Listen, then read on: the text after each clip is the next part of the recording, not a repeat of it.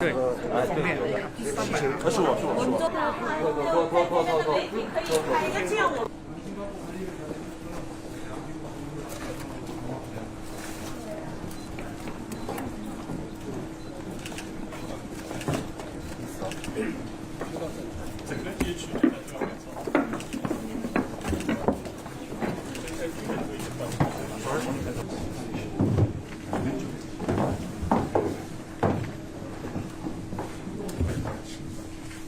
수술원 지시와 앞으로 이고 이동하시겠습니다.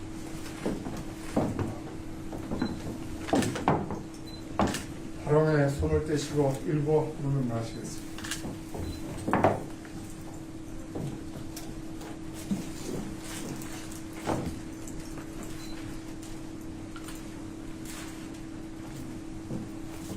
김구 선생님께 경례 바로 그것으로 참배를 마치겠습니다. 소지했던 이곳은 1932년까지 임시정부 성사로 사용되었습니다. 이곳은 당시 대한민국 임시정부 요인들이 독립운동과 조국 사진은 제1대에서 제5대까지 임시정부 대통령을 역임하신 이승만 선생님이시고, 두 번째 사진은 제6대 임시정부 대통령을 역임하신 박은식 선생님이십니다. 마지막 두 장 사진은 김구 선생님과 이동영 선생님이십니다. 김구 선생님은 임시정부를 찾아가 독립운동을 하게 되었는데 나중에는 임시정부 내무총. 이곳은 1920년대 상해 주민들의 생활상을 보여주는 주방입니다. 으뜸하고 있는 굴뚝은 지붕 위에까지 연결되어 있습니다. 주방 가운데는 식탁과 천장이 놓여 있고 나무로 만든 쌀통은 천장 밑에 놓여 있습니다. 다음에는 2층으로 올라가시겠습니다.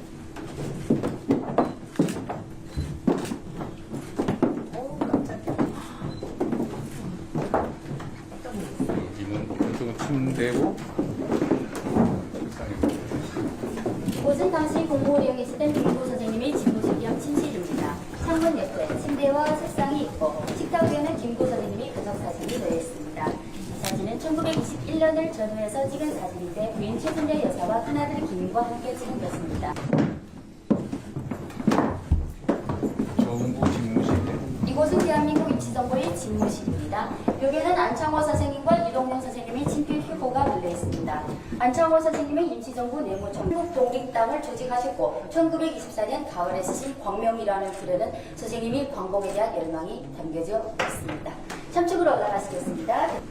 이곳은 대한민국 임시정부 요인들이 숙소로 사용했던 곳입니다. 이상으로 순서 내부의 관람을 모두 마치고 자료 대기실로 안내해 드리겠습니다. 이제는 1910년 8월 대한제국의 간신과 내통하여 결국 한일합방서약을 지정하고 대한제국을 강제로 에서는 각각의 임시정부가 수립되었습니다. 보다 더 강력하고 조직적으로 독립운동을 추진하기 위해 각지에 흩어진 임시정부는 1919년 9월 여러 여건이 유리한 상에서 단일정부이자 한민족의 대표기관인 대한민국 임시정부를 탄생시켰습니다.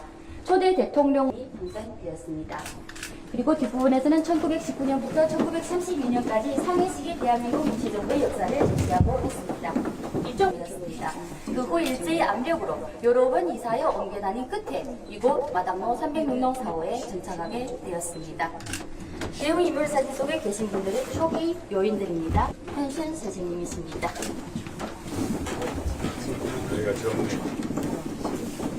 잠시만요. 여기 이 사진 하나 더. 네, 이 사진은 1921년 1월 1일 임시정부 및 임시의정부 요인들이 함께 촬영한 신년 축하 사진입니다. 제2전시실로 이동하시고 상해예술은 한국인이 증가하면서 한인이수의 교육과 민족의식을 형성하기 위해 인성학교를 설립했습니다. 이 사진은 인성학교 교사들과 학생들을 밝히고 제4회 한민족 독립을 요구하기 위해 임시정부는 각종 홍보 활동을 했습니다.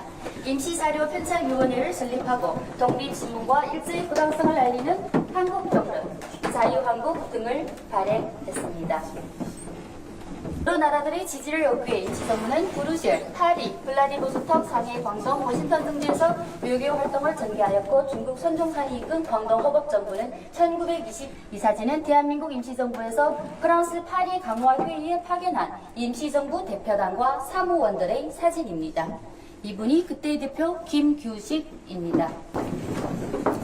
이게 전체 하나의 건물인데 그 중에 한 칸을 썼던 거예요? 네. 4번. 이 건물에 원래 소유자가 있고 그럼 그 중에 한 칸? 네. 한 칸을 산 거예요? 산 게 아니고 한 달에 렌트를 해서 빌려서. 빌려서 썼습니다. 한 달에 30원 정도고 지금 환산하면 100만 원 정도. 당시에 이 전체 건물의 소유자는 누구였어요? 전체 이 한 호가 주인이 다 다릅니다. 다. 네.